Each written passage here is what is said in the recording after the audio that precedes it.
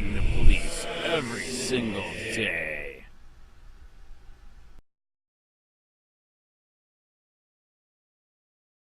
Charlotte County Sheriff Bill PRUMMELL agency letting boys get raped at the Punta Gorda Boy Scout camp because they're too busy policing for profit with their road pirates. I went into a deep depression. Former Boy Scout tells of sexual abuse at camp in Charlotte in the 1980s. By Ann Easker. Staff writer. Camp is a place for building campfires, canoeing, tying knots and fun, but for Aaron Averhart, Boy Scout camp in the 1980s became a nightmare. He was 12 years old when he first went to Camp Miles in Charlotte County, where he says he was molested and later raped by the then aquatics director, William Sheehan. Last week, the Fort Myers News Press published a year-long investigation about Sheehan's alleged abuse of Averhart and nearly 50 other boys from Foxborough, Massachusetts, where Sheehan was a teacher before moving to Florida. Averhart spoke with The Sun Wednesday. He would pop up in my tent that first year and climb into my cot with me, and I didn't really know what to make of it, Averhart said. I knew it was uncomfortable, and I knew I didn't like it, but I didn't know how to express that or combat his verbiage, that this was good, this was a natural thing between guys. He had lots of justifications of it that were just a bit beyond my rationale. Averhart said the next summer, he was raped by Sheehan, and it got a little more intense as every summer went on. The sexual abuse by an adult who was admired and trusted by everyone at camp threw everything into doubt for Averhart, he said. In 6th grade, he started drinking. In 7th grade, he started doing drugs, which he continued for the next couple decades. I went into a deep depression, he said. My parents noticed a difference, but I was afraid to tell them anything, partly because he had convinced me I brought it on myself or I had done something to cause it. It made me question my sexuality, my self-worth, you name it. In the summer of 1989, Averhart felt his only options were to tell someone or to kill himself. I knew something had to give that last summer, and I didn't know if it would be me or him, he said. He wasn't planning on telling anyone when he did, but he left his cabin that. See Scout, 4C. Averhart. Scout. From page 1C. Night to avoid Sheehan and ended up confiding in a camp counselor, who took him to the camp director. They both believed him and contacted the Charlotte County Sheriff's Office, which responded to investigate the allegations. Averhart saw Sheehan escorted out in handcuffs the next morning. They put him in the back of a squad car, and that was the last time I ever saw him in person, Averhart said. However, the investigation ultimately resulted in no charges. Averhart said during his interview with detectives, he was intimidated. They asked if he knew the definition of perjury and explained what it was.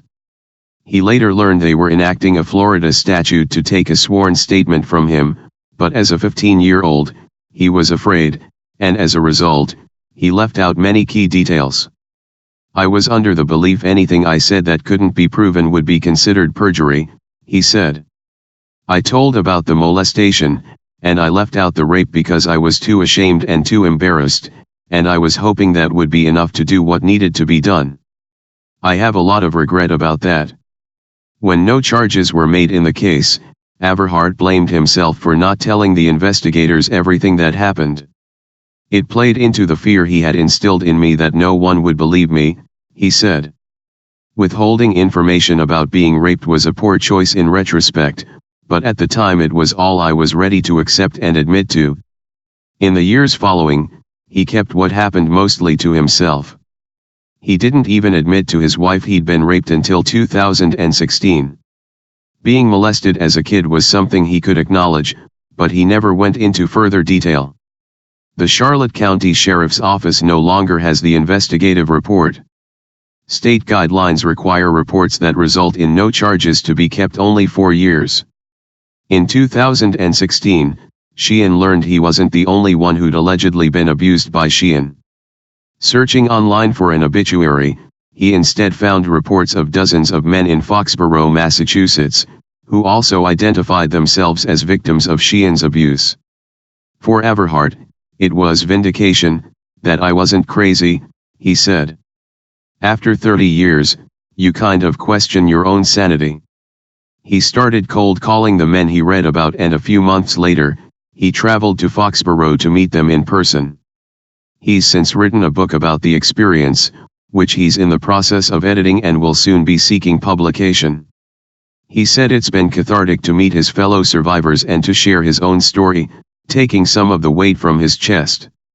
He's sure there are probably other victims in Southwest Florida, and he hopes to provide for them the sense of community he found in Foxborough. After being alone for 30 years down here, I wish somebody had reached out to me, and I feel a responsibility in a weird way to do the same, do what I wish somebody had been able to do for me, he said. In 2017, Sheehan died from advanced Alzheimer's disease in a Fort Myers nursing home. Investigators from Foxborough had found him there in 2012, too feeble to be served with charges or stand trial for the 4 actionable cases which had emerged, according to the news press.